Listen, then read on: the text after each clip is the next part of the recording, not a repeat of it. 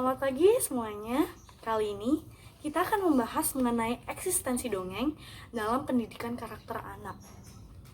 Sebelumnya, apakah kalian sudah tahu apa itu dongeng?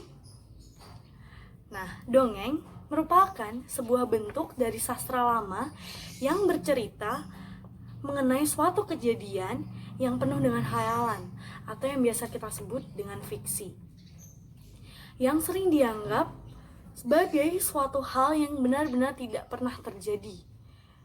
Dongeng merupakan cerita tradisional atau cerita yang disampaikan secara turun-temurun dari nenek moyang kita. Uniknya, dongeng merupakan sebuah sarana bagi anak-anak untuk menghidupkan dan mengembangkan imajinasi yang menjadi awal untuk mengembangkan potensi-potensi yang ada di dalam diri mereka. Sebelum itu, kita harus mengetahui bahwa masa kanak-kanak adalah masa di mana anak sedang meniru semua hal yang ada di sekitarnya, atau dapat kita sebut sebagai golden age, di mana perkembangan otak dan fisik anak sedang berkembang secara pesatnya. Benjamin S. Bloom mengemukakan bahwa pertumbuhan sel jaringan otak pada anak usia 0 sampai 4 tahun mencapai 50% dan usia 8 tahun mencapai 80%. Maka dapat kita simpulkan bahwa usia 0 sampai 8 tahun yang hanya terjadi sekali seumur hidup merupakan masa perkembangan kehidupan manusia yang sangat-sangat perlu untuk dikembangkan. Sehingga sebagai orang tua ataupun pendidik, kita harus dapat mengisi usia keemasan mereka dengan mengembangkan imajinasi, kreativitas melalui hal-hal yang menarik seperti dongeng. Menurut para psikolog, masa kanak-kanak adalah masa yang penuh dengan imajinasi. Berbeda dengan orang dewasa, anak-anak memiliki imajinasi yang lebih beragam. Pusat Bahasa pada tahun 2003 menyatakan bahwa dongeng adalah cerita fiksi yang memiliki unsur intrinsik, amanat, atau pesan moral yang dapat menanamkan dan membentuk karakter anak untuk mewujudkan cita-cita bangsa yang berakhlak, bermoral, dan beretika. Tahukah kalian bahwa cerita rakyat atau dongeng mengandung nilai luhur bangsa, terutama nilai-nilai budi pekerti maupun ajaran nilai-nilai moral?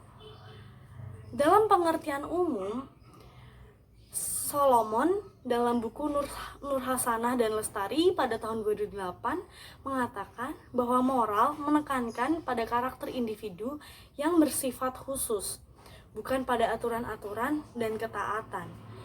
Nah, jika ditelaah lebih dalam lagi, dongeng sangat banyak mengandung nilai-nilai.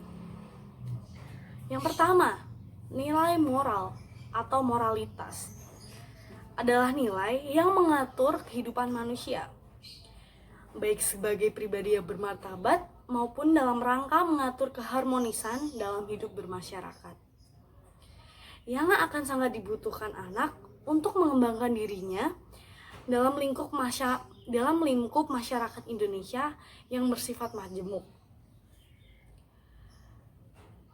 Nah, dengan membacakan dongeng akan memberikan teladan pada anak, karena pada hakikatnya anak akan meniru apa yang menurutnya baik dan seru untuk dilakukan.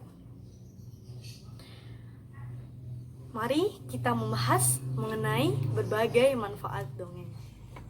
Manfaat dongeng yang pertama adalah melatih budaya membaca. Nah, melatih budaya membaca kepada anak ini tidak hanya dapat dilakukan di lingkup sekolah, yang pastinya hanya dapat dilakukan oleh anak-anak usia sekolah. Namun, melatih budaya membaca ini dapat dilakukan dalam lingkup keluarga pada saat anak usia balita. Dengan cerita yang menarik yang disajikan oleh dongeng, pastinya akan membuat anak memiliki fantasi dan otomatis menarik perhatian mereka dan menarik rasa ingin tahu mereka akan cerita yang lainnya, sehingga anak akan terus giat membaca. Kemudian manfaat yang kedua adalah dongeng untuk meningkatkan dan merangsang daya imajinatif pada anak. Nah, dongeng memiliki cerita yang memang terkesan di luar nalar dan logika orang dewasa seperti yang kita ketahui. Namun, hal tersebutlah yang akan meningkatkan dan merangsang daya imajinatif anak.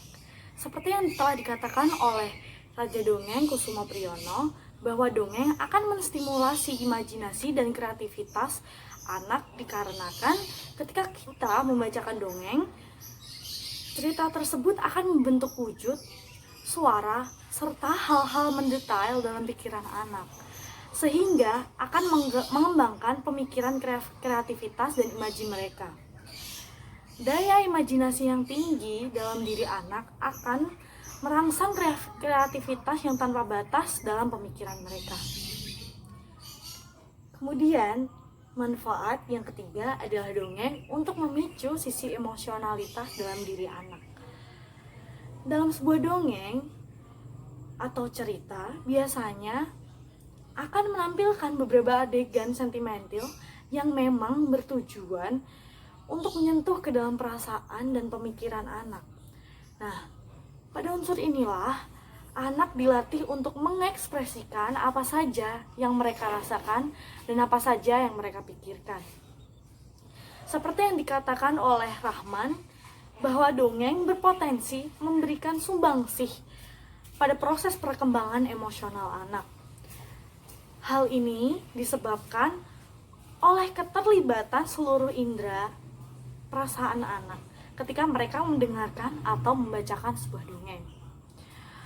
Semakin anak mengenal jenis-jenis perasaan yang mereka rasakan, semakin besar pula potensi mengenai kecakapan emosional mereka.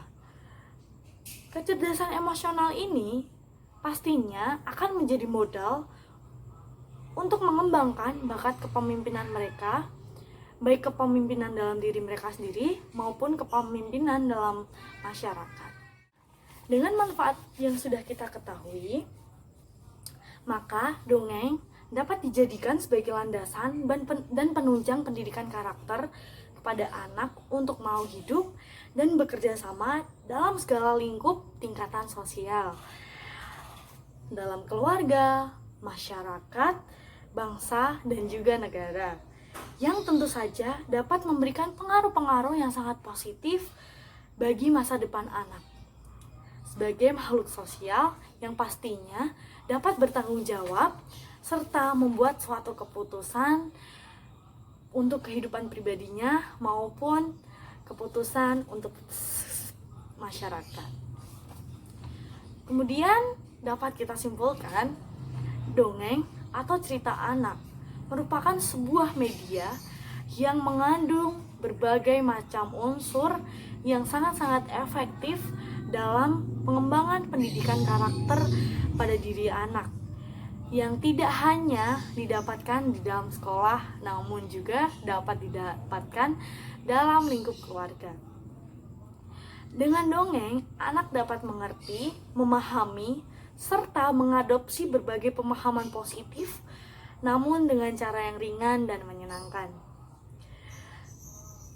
Demikian pembicaraan kita mengenai eksistensi dongeng dalam pendidikan karakter anak.